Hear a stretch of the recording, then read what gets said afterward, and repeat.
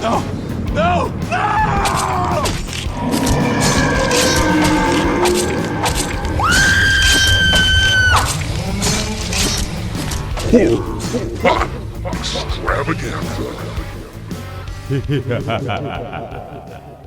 What up, ghosts? Welcome to another episode of the Horror Pump Extravaganza. Yeah, jazz hands. What's up, everybody? Welcome back. If this is your first time, welcome. Welcome to the Horror Pop Extravaganza, where the macabre meets the mindful. Bring those two things together. I am, as always, Pops Ghostly. And with me this week, we've got Bend over, bitch. Bend Oberbitch. Dover, bitch. Doberbitch. Ben Doberbitch. Thank you. I will not. I mean, the name is fitting with today's feature. Yeah. Today's feature is an over the top fucking fever dream of in my opinion, beautiful thing. It's a beautiful thing that happened here. Um, but Bend, or no, Ben. just Ben, I can just go for Mr. Ben or Doverbitch, Mr. Dover, bitch is fine too. Mr. Doverbitch. If you're nasty. You're real nasty. So we are going back to 1992. Way back. I was a little 10-year-old ghost in 90. Oh, yeah. I was a little 10-year-old ghost. I did not see this in 92. I remember this VHS cover very, very vividly. The mouth being pulled and the little skull kind of behind it. I want to say one of my sets of grandparents had that shit on VHS, and I used to look at it and be like, no, just peek a little. It's still scary. So, Peter Jackson is a name that people know around the world. Most notably, I would say probably Lord of the Rings. I mean, you can't really, A little film series called Lord of the Rings. just a little one that when Return of the King came out, took home. I don't remember how many they finally gave it at the Academy Awards once, it hit that three mark. He did that. He did what I think is an awesome version of King Kong. Super cool across the board. So he's done some bigger stuff that people have seen, but the stuff that people maybe haven't seen as much, like Meet the Feebles, Bad Taste, Dead Alive, or Brain Dead. Originally, I believe it was Brain Dead in its native Kiwi home. And we had a movie, I think, with Bill Paxton and Bill Pullman, which is an awesome fucking, you know what I mean? Like, I'm going to watch that regardless of what it's about. But I want to say it was called Brain Dead. And so they changed the title of this to bring it to the United States so that people didn't be confused by these two things. I've seen them both. They're radically different fucking movies. Both, horror in their own respects. But this one takes the cake. I think for a long time it was the bloodiest movie ever made up until Evil Dead 2013. Because it Right. wasn't, yeah. Because even in Evil Dead, we had a lot of goo colored shit, not necessarily blood all over the place. So Peter Jackson early on, and then he became notorious for being able to make movies quick, be able to make them under budget, and be able to and seems like a fucking rad dude, man. Like genuinely seems like a rad dude. He made this thing dead alive on the very surface level. I would say if you like shit like The Evil Dead, you're probably going to find some stuff in here you like because I feel like it's heavily inspired. The comedy in this, we talked about horror comedy a couple weeks ago, right? We're like, it's got to be done well. For me, a huge Three Stooges fan, a huge Buster Keaton fan, a huge fucking Charlie Chaplin fan. This works on all those physical levels like 1,000%, dude. And we'll get to all of that. But before we get anywhere further, had you seen this at all before? Yes, I saw this during my summer of love in 1997. Yes. And this is when you also saw what else? Everything. Mm. Like this is where like I saw everything. I opened up. I wasn't just watching what was new at the cinema like that week. Gotcha. I was going to try some older stuff. And this one, I remember it being advertised as scarier than The Evil Dead. And so Because that was what I right, was putting it up against. right. And I think you can in not only the respect that I think visually it's very much like The Evil Dead. You can see these guys both have a love for comedy, slapstick comedy. It's all over both of it. From a filmmaking standpoint, both very low budget things. We got to try and, he had a couple things under his belt, but we got to make this fucking thing work. You know what I mean? Let's get together. Even if it doesn't work, let's have a great fucking time doing it. And I think you see that. You see people who are truly involved. Anyone who's going to sit there and get that much sludge thrown all over their face for that Yeah. amount of time has got to be having a pretty good time. And I think Peter Jackson probably has a good way of bringing shit out in people. Because even what was the creepy one? Lovely Bones? Hmm. Yes, and where he just does it, man. Like he even in this, throughout the entirety of Brain Dead, you see these crazy fucking shots. I think there's a lot of love letters to Romero in here, where you see the zombies, coming in from every direction. But he's doing creative, fun, pulley, panty. He's a filmmaker. This dude wants to make a fucking movie. It's not just like, oh, I think it'll be cool to make a movie and I want to be famous. This guy's like, let's fucking make a piece of art. And so, Brain Dead 92, I don't even know if it's available. I watched it on YouTube. I think I have a physical copy of it somewhere, but I want to say it's in distribution, fucking hell, Yeah, you somewhere. can't get it anywhere. No, it's a hard. You can probably jump on eBay, get a DVD copy. There have been prints of it. It's not impossible to find, but it's not as accessible as some of the other stuff. But again, it's in its entirety on YouTube. You can watch the whole thing without an ad. I loved that. They gave me a couple ads at the beginning and then it was over and just let me watch the entirety of Brain Dead. So why don't you jump into IMDb? I'm really excited to see what they think this is about. Do we even want to talk about the actors? I mean, there's no one in this that we've I ever think heard they, I know, but I still think they deserve the shit. At least Mom, Lionel, what was her name? Patricia. She had a long name, Patricia something, something, something. But yeah, those first few. Why don't you give me the first few? of. All right, so we got Timothy Balm as Lionel, Yes. Dana Piavre as Paquinta, There you go. Porto? and Elizabeth Moody as Mum, Yes. Oh, Mom. and Stuart Davini as Father McGruder. Who is super rad. He's worth mentioning. And who is a gross, skeezy brother of Mum? The uncle who shows up to take over the house and shit. Nope, that's I don't know if he's on You here. sound like DJ Skip a beat. Sit, sit, sit, sit, pick a, pick a, peep, peep. Oh, I was gonna say him, and then that was the zombie version of him. Either way, I, continue. I don't know. Yeah, I'm not Yeah, seeing it yeah. on If you can't here. find it quickly, then that's okay. Yeah. So this is what IMDb has to say about this movie. A young man's mother is bitten by a Sumerian rat monkey. She gets sick and dies, at which time she comes back to life, killing and eating dogs, nurses, friends, and neighbors. That's not fucking bad, dude. But That's one of the better ones. I don't think it sets you up for the level of intensity that Oh, movie brings with it.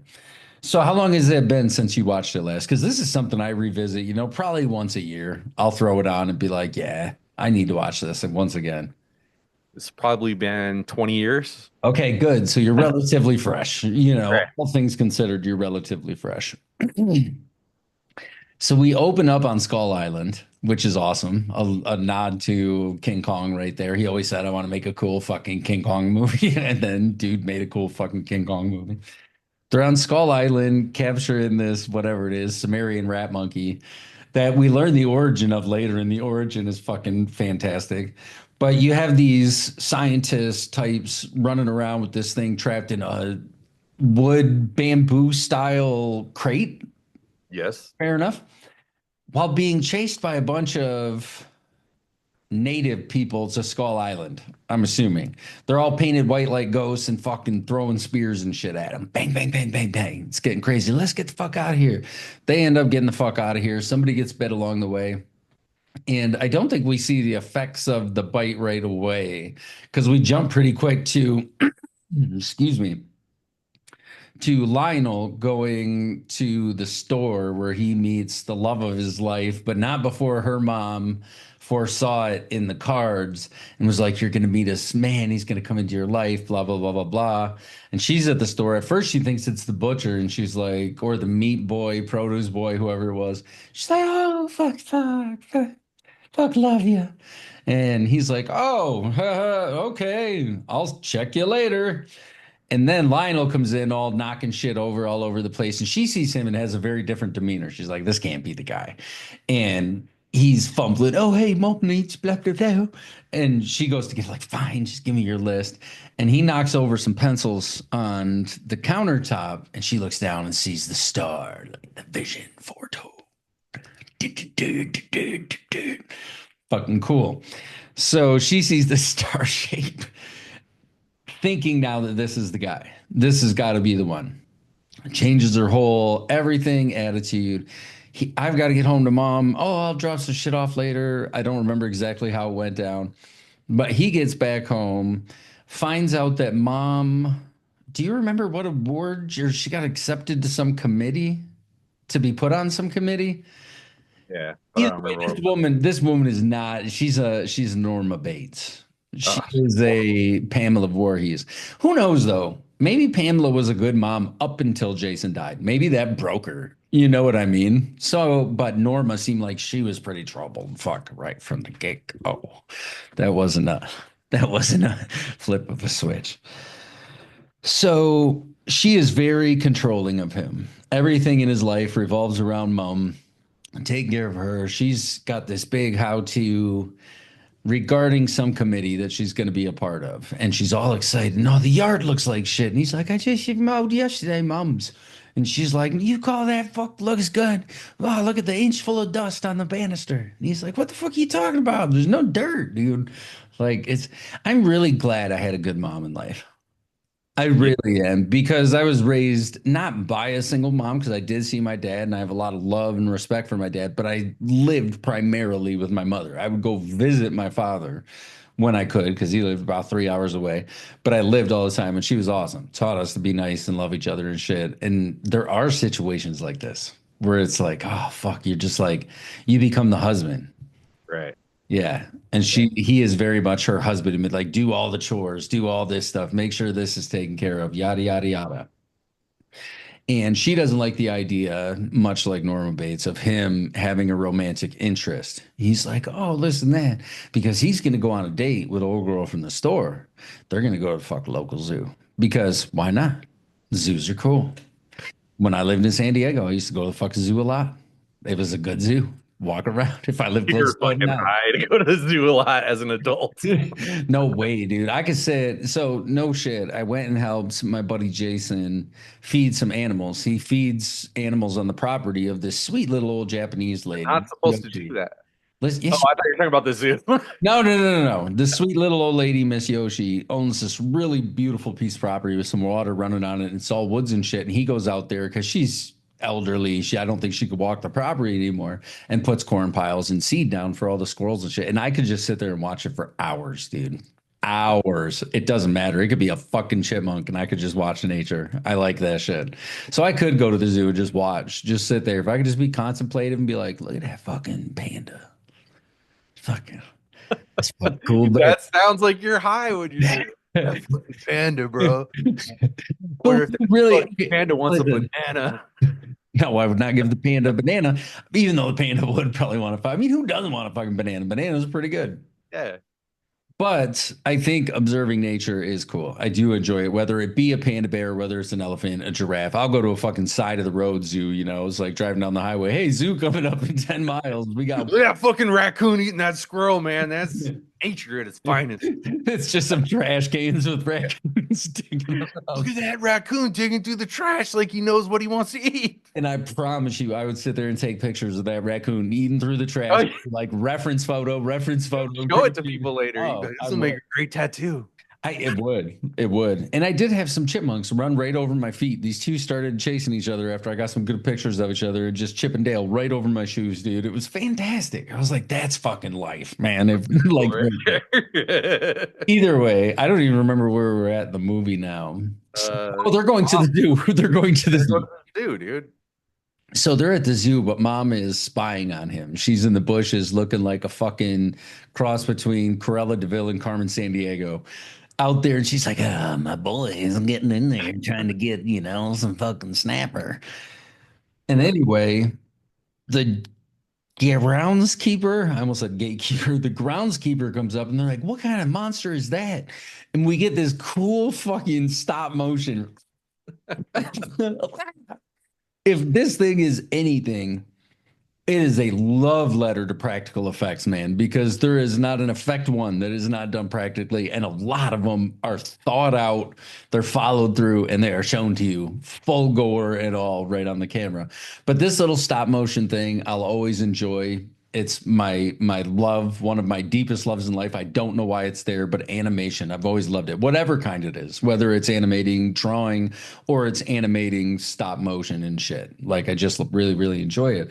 So watching this little crazy rat creature, she falls against the cage at some point and it bites her. And then he hears his mom, take me home like now. And so he's like, oh, fuck, I gotta go. I gotta take mom home. She's yelling at the groundskeepers, fucking kill that thing. Or no, she steps on it Yeah. with her It's high heel. hard. Yeah. And you just see viscous fucking Yeah. all over the sidewalk. Yeah. Maybe an eyeball pop now.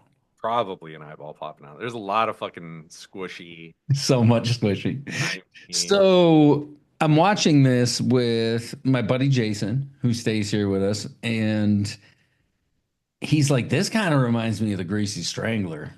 Dude, it's so reminding me of the Greasy Strangler, dude. I haven't been saying shit up until this point because the stuff that you're talking about that you love fucking gets under my skin, dude. I fucking hate it. That's what I was wondering what your response to this was going to be. Dude, this is same thing, dude. Greasy Strangler in this, dude. They're Now you brothers in cannot no arms. listen, you cannot call this and the Greasy Strangler the same thing. This has a plot. This has characters that are developed. They're kind of a little bit likable, whereas the Greasy Strangler is just kind of hodgepodge together in a way, in the strangest way Who's possible. who's the character that's likable in this? Pops Ghostly? Lionel, dude, you got to root for What? the underdog. How do you not like Lionel? He's a whiny little piece of shit. I can't stand this He under your had to mom's start thumb that way. character. He had to start that way so that he could overcome to become the fucking lawnmower man. Now Yep. listen, Yeah. I get it. I do understand that this movie is not for everyone, but I do question the validity of the taste of the people who don't like it. Right. Like I knew that I was like, this is gonna be one of those divorce podcasts where he's gonna want to fucking leave me forever. Because I No, find nothing about this movie redeemable. nothing. Nothing. Except the practical effects on no budget. Like always fucking respect So that. good. And those shots are great, dude. Dude, I gotta tell you, I've famously been on the fence with everybody because I don't like the Lord of the Rings. I don't like that story. I don't like those But movies. no, no, no. If you don't like that story, that's fine. That's one thing. However, you cannot like something, but to deny its place is like the godfather of high Right. fantasy. Yeah, It like it's can't do Star that. Wars, and then there's Lord of the Rings under it, dude, and Harry Potter floats in there somewhere. Those aren't, I don't even put those on the same plane. Really. I don't even put those on the same plane I because do as far as spectacle, like if you trilogy. read Lord of the Rings, what George Lucas did to me is take the cool westerns that he grew up on and put them in space. Right. Okay. Tolkien built a fucking world of characters with entire languages. Right. Maybe Lucas or some of them guys, but honestly, the stuff that Lucas wrote is the stuff where everybody's like, fucking, that's the worst Star Wars. Right. Give us the shit that other people wrote. But Lord of the Rings is it's built. I think the two fan bases could just like stop arguing. There's no reason to argue about it, you know. Outside of Clerks 2, it'll always be epically fucking And hilarious. I always fucking love that shit because Yeah, that's exactly how I feel. Like I am fucking Randall. I'm like, there's only one return, and it is of the Jedi. Like I right. fucking, but that not just those, dude. Peter Jackson has never made a movie that I liked ever. That's And I know you're upset. I that know that makes you no, want I'm not to. upset because if I let stuff like that upset me anymore, then what's the point of even trying what I'm trying? To Right. get upset about movies is honestly feels very silly anymore, where I used to get extremely heated and passionate. But, but I do understand that it is, you know, there's certain artists that I respect the shit out of, but I just don't have the taste for. Yeah, I Um, respect what he did. I respect Lord of the Rings as far as the spectacle of it all, dude. right, They're the most gorgeous looking movies ever. I totally get it, and I understand why people love them. They just don't connect with me. And Peter Jackson has this voice that is very heavy in all of his stuff. It's like people that don't like Tarantino. It's like I think Tarantino is a genius. Everything he touches, things that are around him, I'm like, oh, it feels like he wrote this. Oh, he wrote True Romance. That totally makes sense. right. That's what Peter Jackson is for me, and I just like there's a bad taste in my tongue immediately. I'm like, this tastes like Peter And I Jackson. love that he has a movie called Bad Taste. Yeah, I mean, You're like, it leaves a bad taste. it does leave a Now, bad taste. listen, that is completely, like I said, fair though. I respect the position. Outside of a handful of songs, I don't understand the Beatles. I don't really get Oh, me too, dude. I Most never overrated really band have. of all time. Tom Petty, I don't really understand. I don't I get love it. Tom Petty though. And that's a thing where, but I can look at him and be like, I totally fucking get it, dude. Your craftsmanship is so on point. Your band was so on point. Your message was so on point. It's just we're all sitting here eating soup, and this particular flavor just doesn't seem to sit well. Exactly, dude. I fight with my wife all the time because I hate Neil Young. And she's like, how can you love Tom Petty and hate Neil Young? And I'm like, I don't know, dude. It's just the way it is. Right. And I'm not a huge Neil Young fan, but I like Crosby, Stills, Nash and Young. But that's okay. We're getting into the weeds a little bit. But the point is I totally get where you're coming from. All This right. is one of those. But, and the beauty is in it not really messing with me at all. I can still have my full love for this movie without even having to have a defensive position. Right. It's just acknowledging, yeah, it's a Oh, real shit. thing. We share same emotions at times. Look at that. We have a connection. We're human beings. We can. Yeah, but you were so mad about Greasy Strangler, and I agree. I don't think I was so mad about Greasy Strangler. I think if you listen to that episode, if you ever saw me mad, I think you would quit the podcast. I don't know if anybody's really seen me mad in quite a few years. But that wolf stays very, very tamed, but it can get crazy. So I don't think I ever got mad about the Greasy I Strangler. was close to Matt when we got together on I the think Predator movie. I will ask everyone listening right now, in whose voice do you tend to hear more anger during discussions? Myself, Pops Ghostly. That's not even a contest, dude. We don't even have to put that out for everybody. I'll admit it. First thing, I'm a million times more angry than you, far less enlightened than you, I'm and not saying far anything less to do with forgiving. the, I'm not saying anything to do with the light. I'm just saying you are I wish you could just let go of your anger. Like imagine the more space you'd have in your head if you just let go of the anger for Peter Jackson. You can be like, "Oh yeah, I just really don't dig it." And just but no never have to really hold on to it. And If just it didn't hit me on such a visceral level, dude, with this slimy, shitty stuff, like it's so gross to me. It's under my skin, and I feel like I'm being assaulted watching it. So it makes me have an emotion of anger. Now I'm all fucking pissed off. God, ah! but why does it give you that reaction to begin with? I think is the question. I don't know, but it does, and it wins every time. It's. I was That's trying to come fair. into this at a place of fucking happiness, but like you have dethroned me. I have I was not gonna dethroned say you. shit until the end of the podcast, and then I was gonna unleash. You can no, I could see it, and I wanted to get to that greasy strangler part because when Jason said it, I was like, "You're kind of right, dude." Watching them eat the custard and her pus bubbles all into his shit, and he's like, nom nom nom nom. That's the Mark thing, dude. Pus and I can't do that shit, dude. Zits on people's faces. There's fucking zits on people's faces in this. boils, I would say more boils. Okay, so look, we don't have to talk through this whole thing, but No, we can. We can do it. we can say there are lots of boils. Now, you Yeah. listen, hear me out, people listening. I'm gonna give you a sizzle reel, and you can make the judgment of whether you want to watch. These are the things you do get in Yeah. Brain Dead, in Peter Jackson's Brain Dead. You do get a son super gluing his mother's face back on because she has to get ready for the good party. You do get people eating custard with bursting boil pus flying into the custard. And then you get the mom's ear falling off, and she just picks it up on the spoon with the custard and just. You do get one of the coolest preachers of all time who not only does funerals, talks people down from things, but kicks ass for the Lord. Yes, he And does. you got to give it at least a half a star for that, just for the line, I kick ass for the Lord. And dude starts motherfucking kung fu kicking zombies all over the place. That's fun. So you get that 100% in this. You get a boy flying out of the back room with his mother's corpse that's kind of exploding everywhere during her eulogy. There they are on the floor.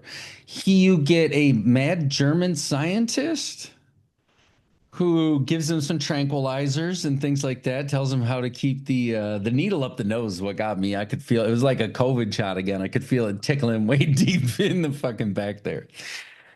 You get a boy just trying to keep his family together. He's got At its heart, that's what this movie's about. you have zombie love and zombie pregnancy. Hmm. You have zombie birth, childbirth. Yeah. You have amazing practical effects of a little person running around dressed as a fucking baby in a park as he's strolling this little guy around. So you've got baby zombie. You have practical effect kills all over. And I'm not talking weak ones. I'm talking fist straight through the mouth, out the back of the head, hand chasing someone else, while other zombie girl is stuck on a light socket. Head keeps going all over the place, lighting up left. You got a really gross, sleazy uncle who throws a party where he shouldn't be throwing a party. You have a set of lungs, and I want to say the esophagus area and intestines come alive, and they got a little face, and they look at themselves in the mirror like, look at me, cutie pie. You get that. There's so much I feel like I'm missing. Let's continue.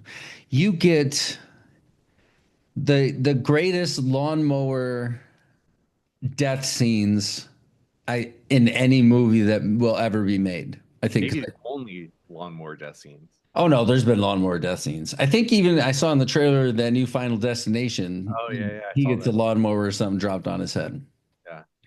But in this, you get if Rambo had a lawnmower, he would have had it tied off with a couple of fucking square knots like that, slung around his shoulders. And that little wimpy, wheezy guy that you were talking about at the beginning is now coming to get the girl. He's the knight in shining armor.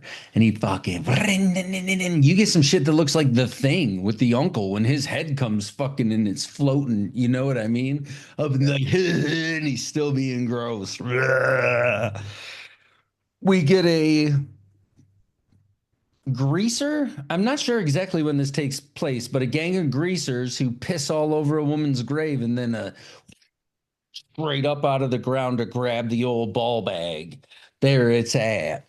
You get some of that and phew, fling across the room. You get to see that little zombie baby rip its way out of somebody's face and then chase someone around the room with the little open part looking out of her thing like and it's laughing and giggling the whole time, making toddler noises. You get to see that.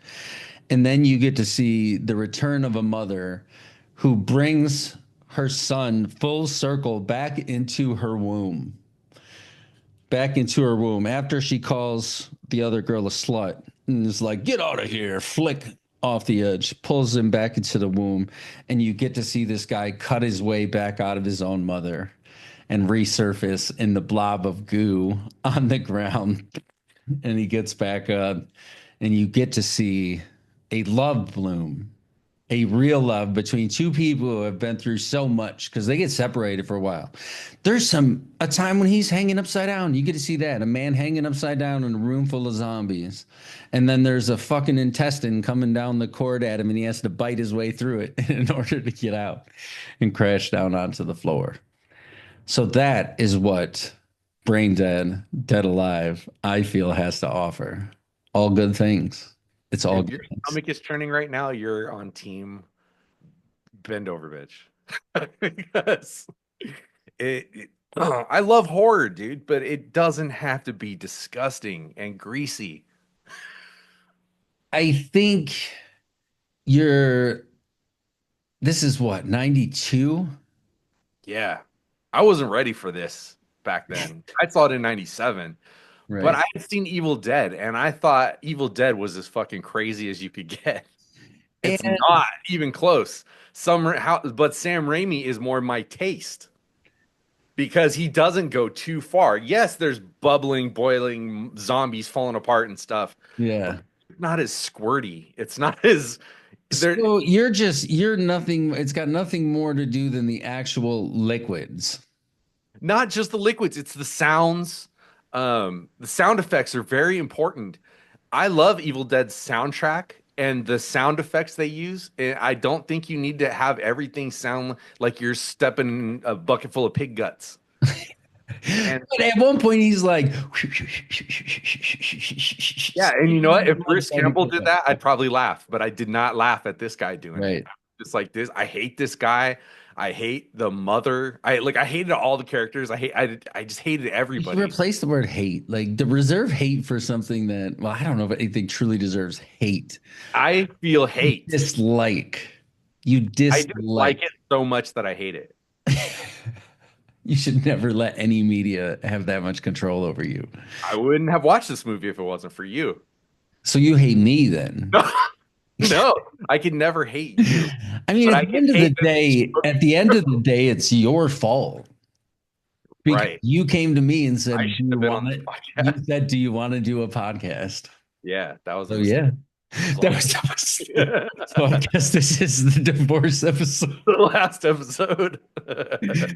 No, seriously though, I understand where you're coming from. There are certain movies that, but you got to be able to at least see the craftsmanship in it.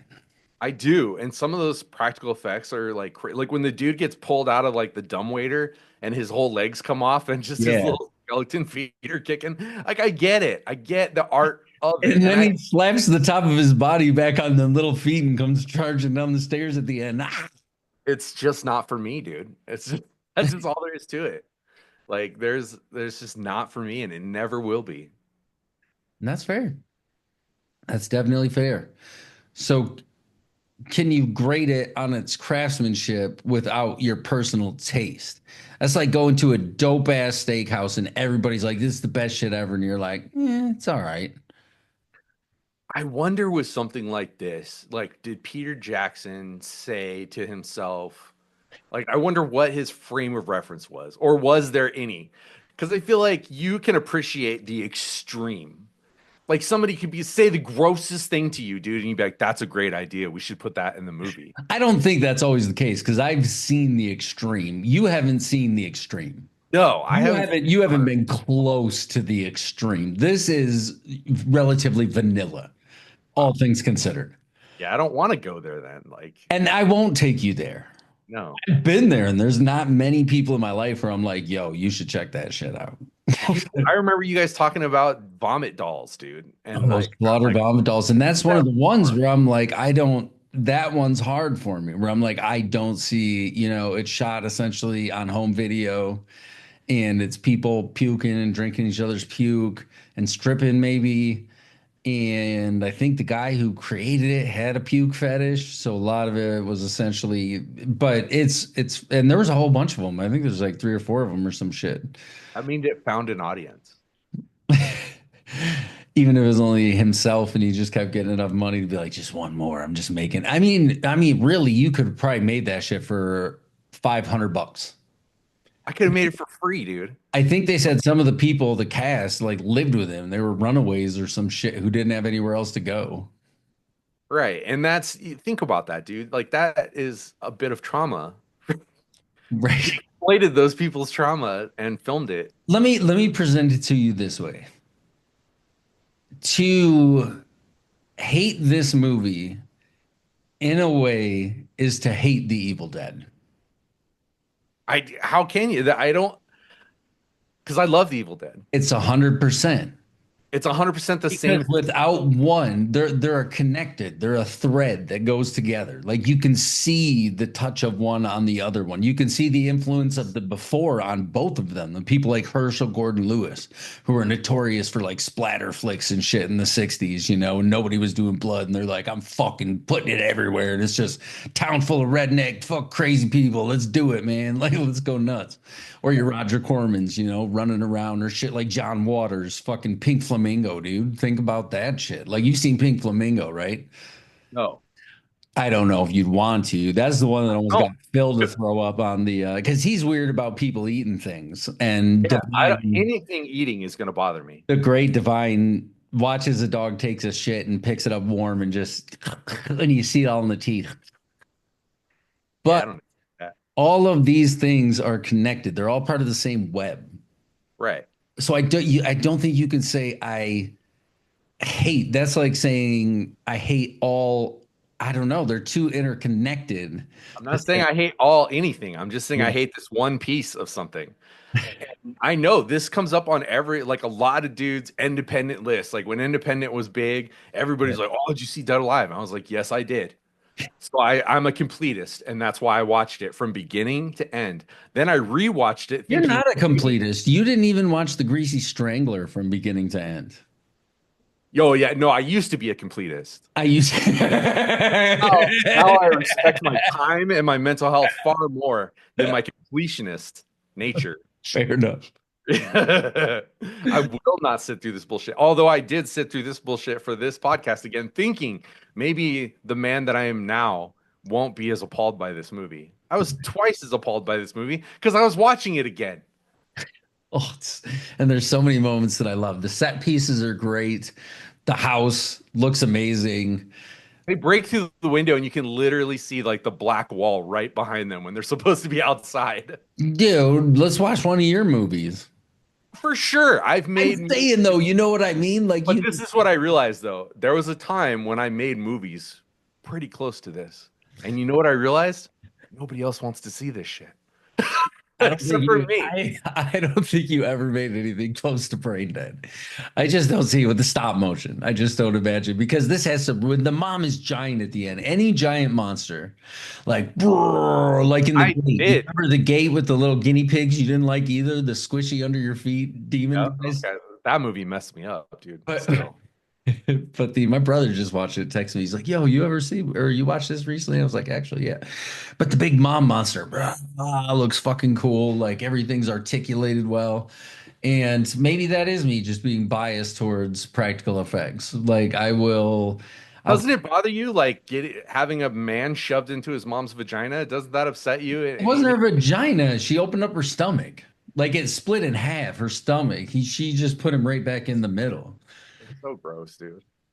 But no, that doesn't bother me because it's almost cartoonish. This movie never takes itself that seriously. It is a Three Stooges love letter as much as it is a Sam Raimi love letter. And that's also something that I enjoy. I like slapstick, physical comedy.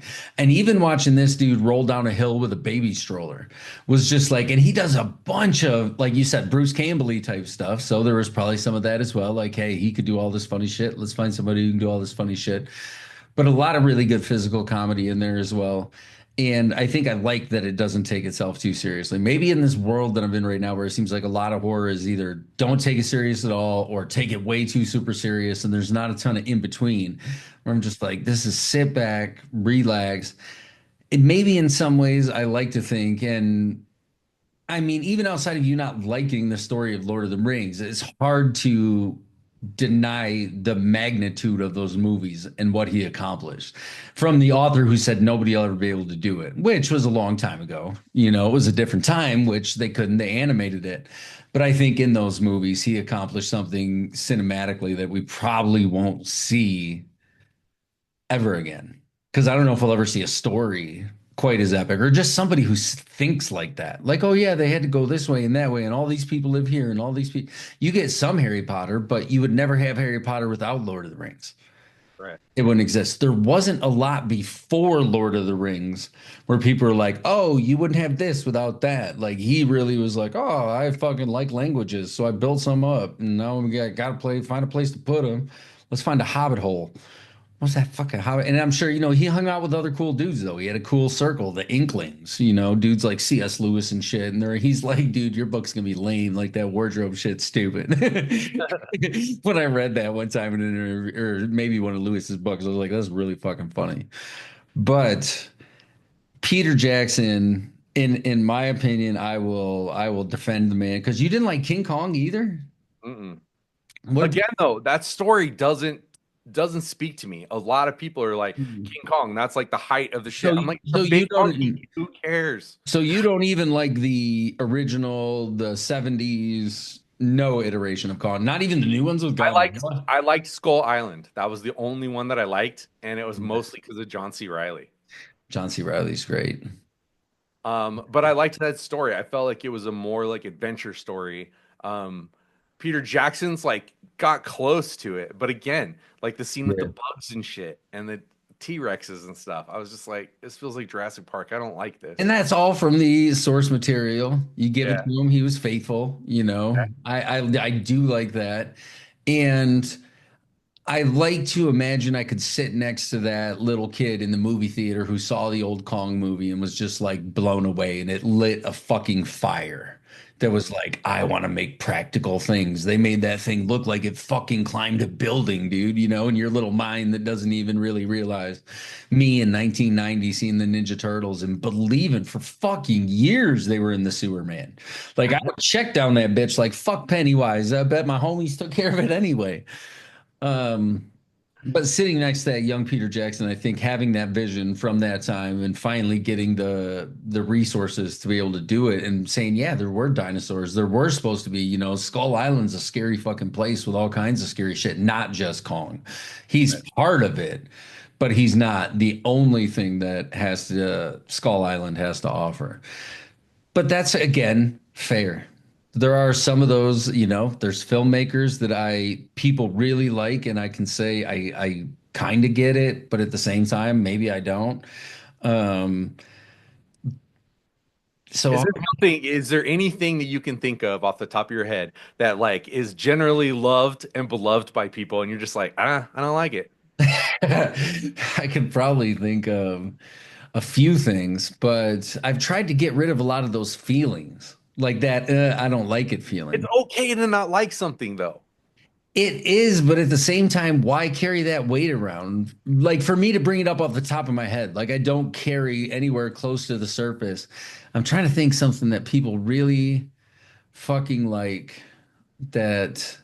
I mean, there was a lot of the Marvel stuff that I remember, even once Infinity War happened, or maybe it was Infinity War or Endgame. I remember being on the wrong side of that argument. And I'm a pariah on Dark Knight. I don't like Dark Knight. I think it's a bad Batman story. And people are like, what? What's wrong with you? I'm like, I like Heath Ledger's Joker, but it's a bad Batman story. When Batman's not, or when Joker's not on screen, I don't care what's happening in that movie. and I really like The Dark Knight, but I read comic books every single day. So do I. Every single day. Every day. And I've seen so many versions of bats. So many versions of the Batman and so many versions of the Joker. To the point where they're like, hey, there's three of them, and it's this one, it's that one. No, and we've got the Clown Prince of Crime, we got this guy, we got that guy. This is a separate Joker. I've seen so many different versions of these characters. that I don't even look at it as a Batman story so much, that one.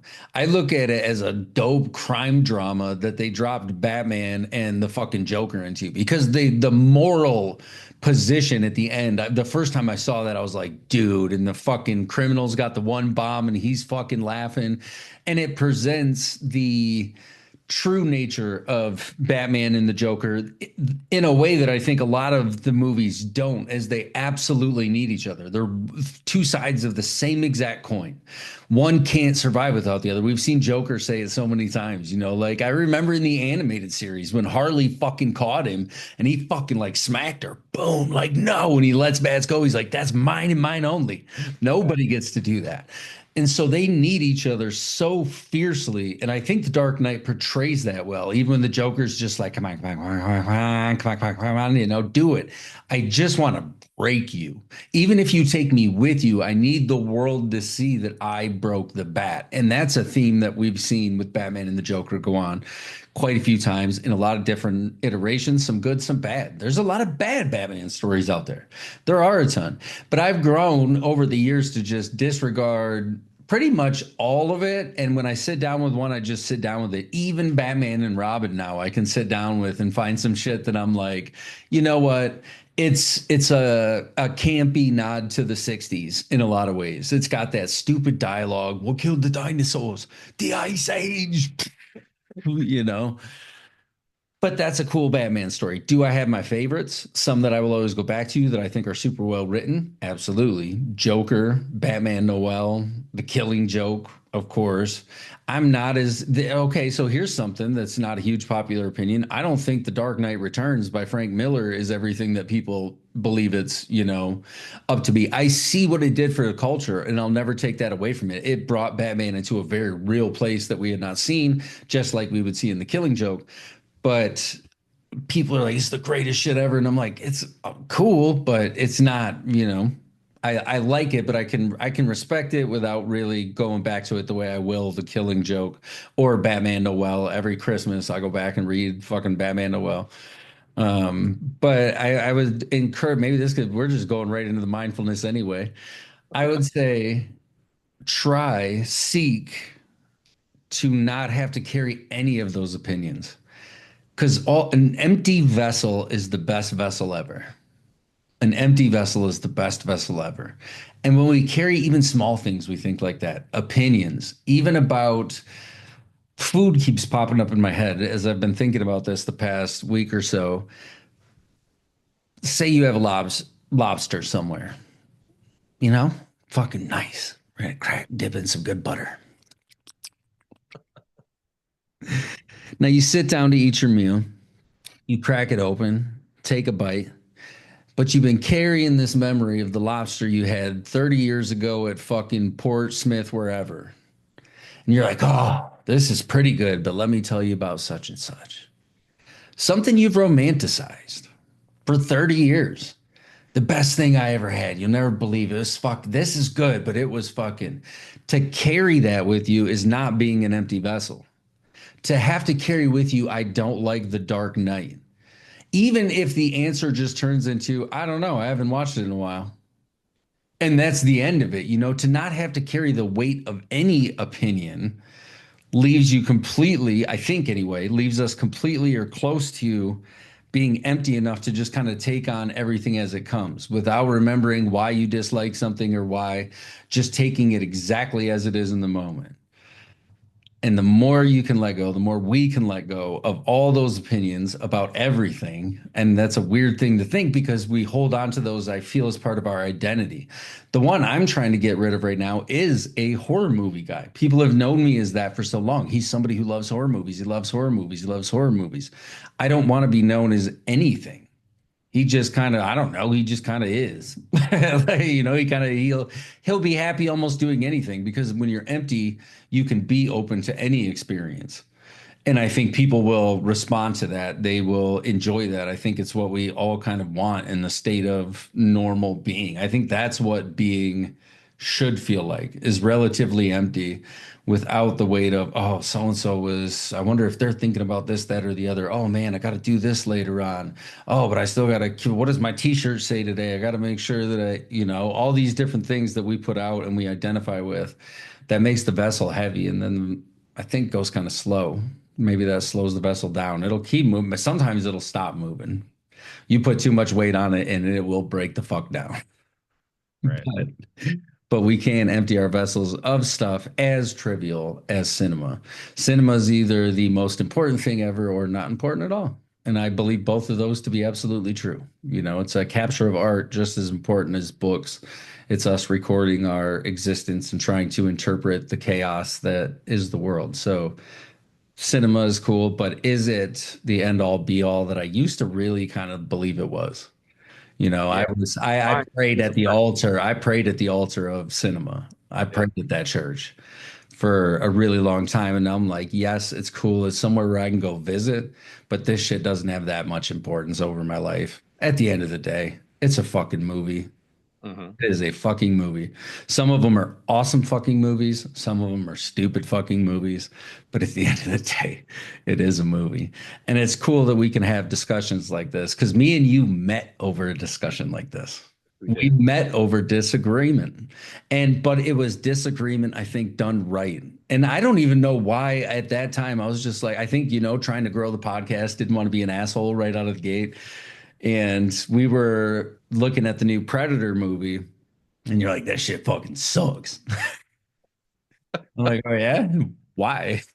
You're like, well, okay. And you wrote a really nice response. It was a really, well thought out thing because this, that I could tell you had a respect for the original, like a lot of us who really, hold that movie way the fuck up there. A lot of people. That's one that, but I know people who don't like Predator. And for me, that's hard. I'm like, tell me about your problems. Do you need a hug? It's like not liking Rocky Four. It's sacrilege. However, look at us now, all this time later. But to carry around that weight, it just weighs the vessel down, man.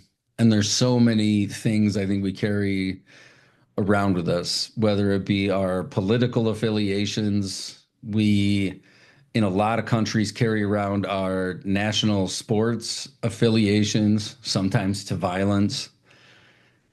We carry the mental constructs that we build for ourselves of what we're supposed to look like.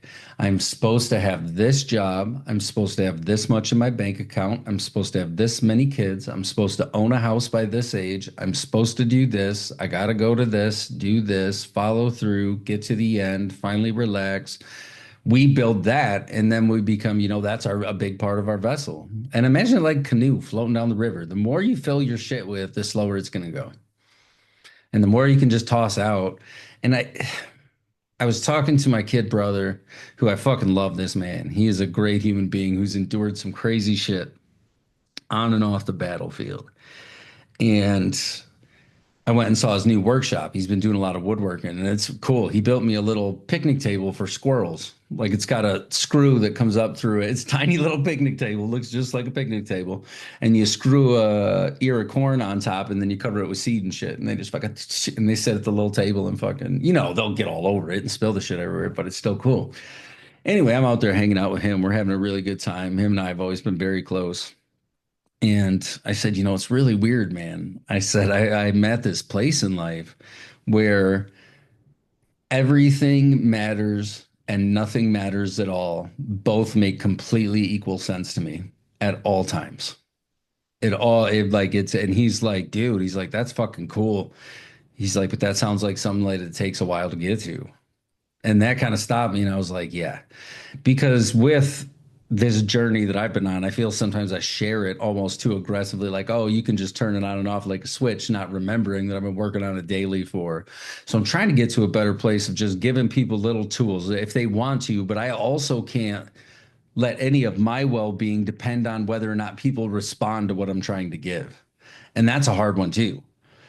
That's a construct we build. And it's like, oh, I fucking tried my best and nobody fucking, but it's like, no, if I know in my innermost being that I'm moving in the right direction and doing the right things, then it doesn't matter about the outcome. I'm not worried about because and even some of the outcomes we've talked about this before might not transpire for 200 years. You might change somebody's day by being nice and just set them on a path that ends up meeting them up with somebody who has a kid who ends up curing fucking can't. You never know. It can go in any of those directions. But he really hit me hard with that one. He's like, "Yeah, that shit probably took a while, huh?" I was like, "Yeah, but fuck. I wish I could give it out like fucking shots, dude. I wish I could line a bar with it and just give it to people and be like, just taste it for a second. I promise you, it's worth the fucking work. It is 100% worth the work." So I'm gonna go ahead and do my rating since I never did my rating for the movie. Well, how many Lawnmower Massacres do you give Peter Jackson's Brain Dead, Dead Alive? I have two ratings for this movie. Okay.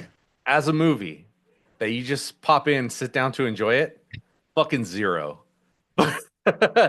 As a movie that a filmmaker like was inspired to become a filmmaker and make like the most extreme movie possible, like I'm gonna make the most extreme horror movie ever, he gets a 4.5 because he fucking did exactly what he set out to do. And that is what I respect and admire.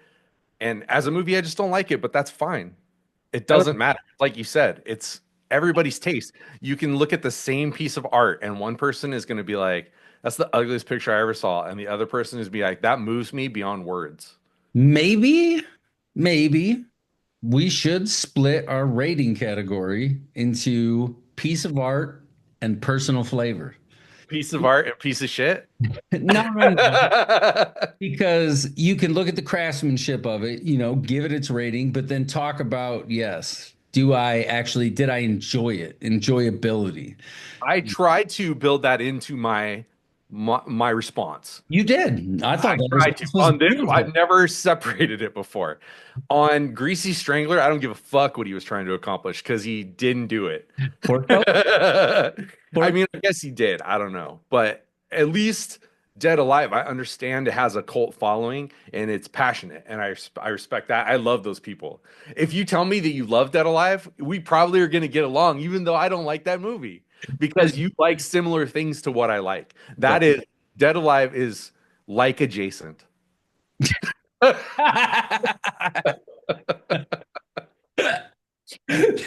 fair, dude. I love that.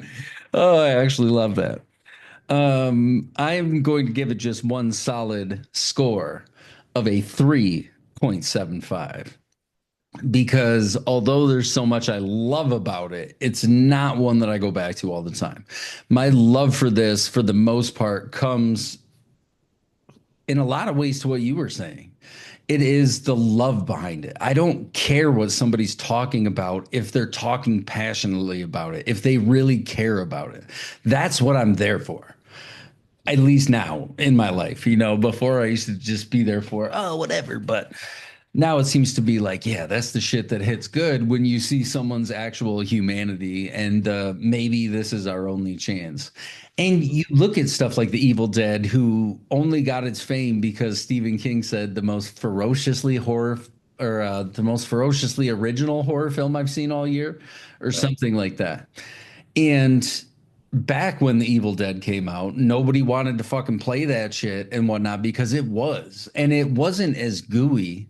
But I think for a lot of people, I almost said women, and I think maybe women in particular, watching a woman get raped by the woods is extraordinarily difficult.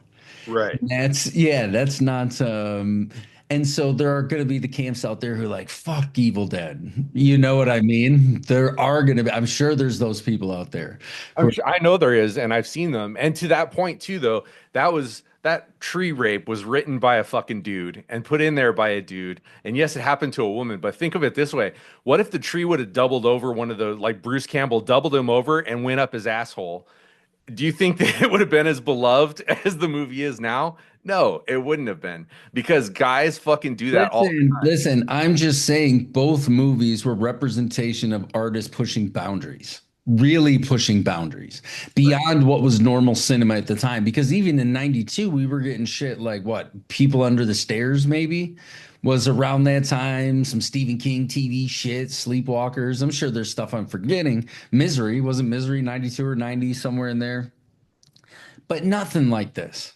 No. This was, and I don't know how long it took this to get to the United States from New Zealand. I didn't look any of the back history of this. I apologize for that. I know I have a cool old horror magazine where it's the cover, and I read a big thing, all the behind the scenes and whatnot. But I did read a little of the backstory. yeah, It said that this was on more screens than Batman Returns when it came out in New Zealand.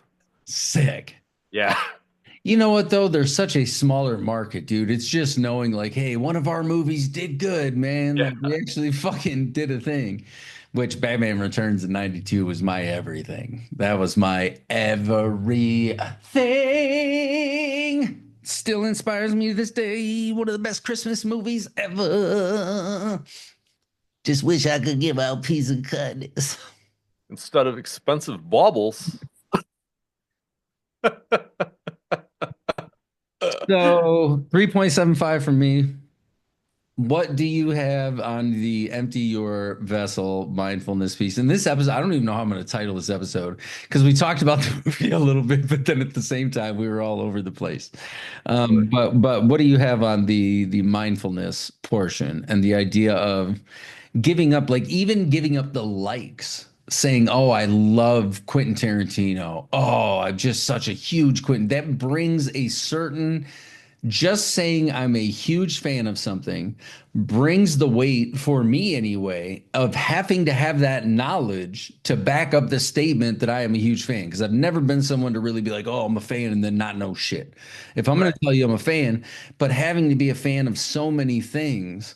And I could just, and I kind of do now, I guess, say, oh, yeah, I've really liked a lot of his flicks in the past because I might experience it completely different. Hmm. You know, even bringing that past experience. And there are certain things that I think will be hard to get away from, like seeing Batman 89 in the movie theater, because that feels more core. That was when I fell in love with movie making and movie magic and a big screen and telling a story like that between Batman and the Teenage Mutant Ninja Turtles, the Dark Crystal, some of those kind of foundational things. But even that stuff, I'm working on just getting rid of because it doesn't really bring a lot. Fandom really doesn't bring a lot. That kind of having to know, and does it come from a place of, oh, I like somebody who is accomplished, so somehow I'm accomplished? You know, a halo effect of some sort. Like, oh, if I get close enough to an angel, I'll be bathed in their fucking light. And it's like, oh no, dude, I just gotta wander, homie. Like, if I see an angel, I'll be like, yo, what up? Dope. Hope you're doing cool shit. But then keep on moving. The vessel's too empty for all that. Can't get stuck anywhere too long. And it's a hard thing to do, but at the same time, feels worth it. Go ahead. I think that I'm on that path, but I'm just not where you're at yet. I'm still waking up from the Matrix, and I very much was somebody that my identity was all tied up in the movies that I liked, the comic books that I liked. And if you didn't like the things I liked, you were a loser. Like, Right. so Big, I grew up in that, and I'm finally realizing that like none of that matters. And I'm trying to get rid of all the labels, because you saying you're a Tarantino fan is the same as somebody saying they're a Republican or a Democrat or a Christian or a exactly. it's just labels, dude. And if we could just get down to the people we are underneath, we would stop feeling so much separation from each other and we realize our core values are pretty much all the same. We all just want to be Man, loved and we want life to be good and easy and fulfilling because it's finite. preach, dude. Fucking preach. Seriously. You just hit a lot of really good stuff, man. And you're right. It's finite, it's small, and it's, I think, more fun to not be a super fan of something because then you can just No. approach it and enjoy it as it is during the time and then go away from it. When I heard you talking, removing the labels, I think sometimes our fandom and those attachments, they're not only labels, they become defense mechanisms. There's Well, something that we can hide behind. Oh, yeah. I'm this, you're that, immediate separate, Yep. whatever the case may be, put two things at odds together.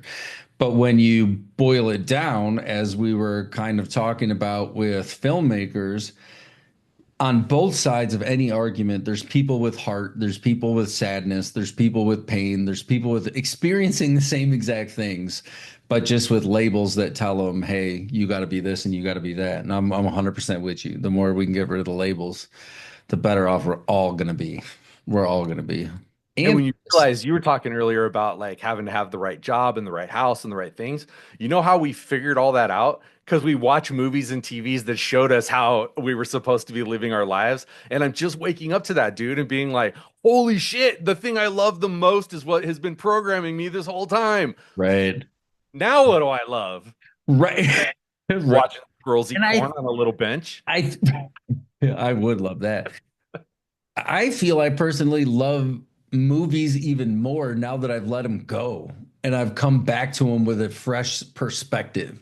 And it's the reason I love Terrifier so much. It's the reason I love the Texas Chainsaw Massacre so much. It's the reason I love shit like It's a Wonderful Life so much.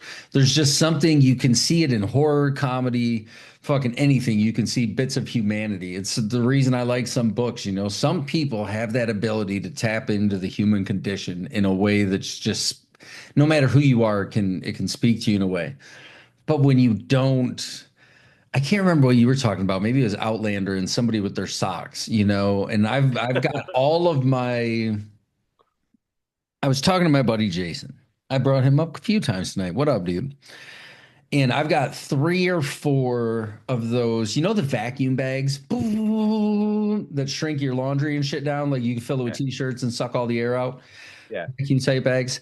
I've got three or four of the extra large ones of those, full of t-shirts, Yeah. full of graphic t-shirts, everything from cartoons, horror movies, probably 200 plus shirts between these four bags. I want to wear these shirts. I do. I want to wear them. I love my Halloween shirts and my fucking Terrifier t-shirts and my Courage the Cowardly Dog and Foster's Home for American Friends and all this stuff. However, like I told him, I was like, I can't do that because it might hinder me connecting with someone.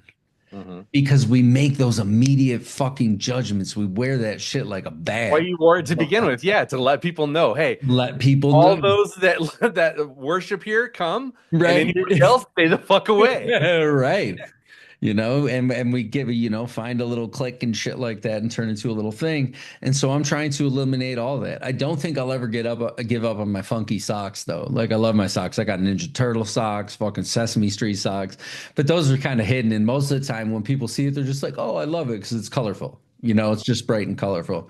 But I know I got the homies down there, and that's kind of fun. Um, but yeah, getting rid of that stuff, and even I know that I want to. And that's the thing is sometimes we've got to this point where I feel like we just feel like we should always be comfortable. Yeah, you always have to be comfortable, and you have to have an opinion on everything. Always be comfortable, have an opinion on everything, act on nothing. There you go, dude. We just The American fucking motherfucking way. put that shit on the flag. Hmm. Actually, I might have to fucking write that down somewhere because it really is. Get comfortable. Well, what did you say second? Get comfortable, have an opinion on everything, and do nothing and act on nothing. Yeah. And that really does seem to be the American way in a lot of ways. But yeah, give it up, you know, as much as that stuff, but everyone we just want to be so comfortable all the time where I think learning to be with uncomfort is important. It's really important. I'm trying to teach my kids that, dude, and it's so hard. Now you could, yeah, I mean, it depends on how old your kids are, but for kids, there is comfort. I don't think they need it in the same ways that we need it. They need it in consistency, in routine.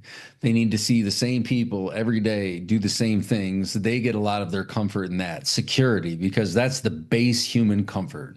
That is the base thing. And before people have food in their bellies and shelter, you can't help them any other way. We got to help people those two ways first. If you ever see somebody you need, they need somebody to eat, somewhere to stay. You fuck figure that out first, and then you can work on all the because you can't eat peace, love, and kindness. There's no way to fucking eat it. And we all got to eat. And you can't fucking, you know, love and kindness. The act can take you out of the rain, but you know, you need to actually do something. So, yeah, we got to get uncomfortable. decide who we're going to be, walk the paths that, you've been on a great one. The shit you're saying is almost kind of surprising me sometimes. I'm like, damn, dude, you really are fucking working on this. It's not just lip service and whatnot. But we will be back next week with VHS Beyond. If you've never seen any of the VHSs, I don't know how many we're up to now. I Some don't there either. was three or four in the original, then maybe 89, 99, or 94. There's been quite a few very successful anthology horror series that's done really good for itself over the years. As with any anthology horror series, you're going to have some highs, you're going to have some lows. And I think that's why I like them as much as I do, because even if there's a few bad ones, even if you get like one good one, you're like, yeah, that's fucking cool. And even if it's dog shit, you're like, yeah, it's 4 or 5 more minutes. It'll be over and we'll be on to a new story. So if you want to check that one out before we get back next week, I'm not sure where it's streaming, maybe on Shudder. I haven't looked into it yet, but I know it's widely available. You can rent it somewhere if you want to check it out. And until next time, I have been Pops Ghostly. I've been bend over, bitch. Bend Dover, bitch. Doberbitch, Dober, bitch. Mr. Dober, bitch. Mr. Doberbitch. Oh, shit. No! No! No!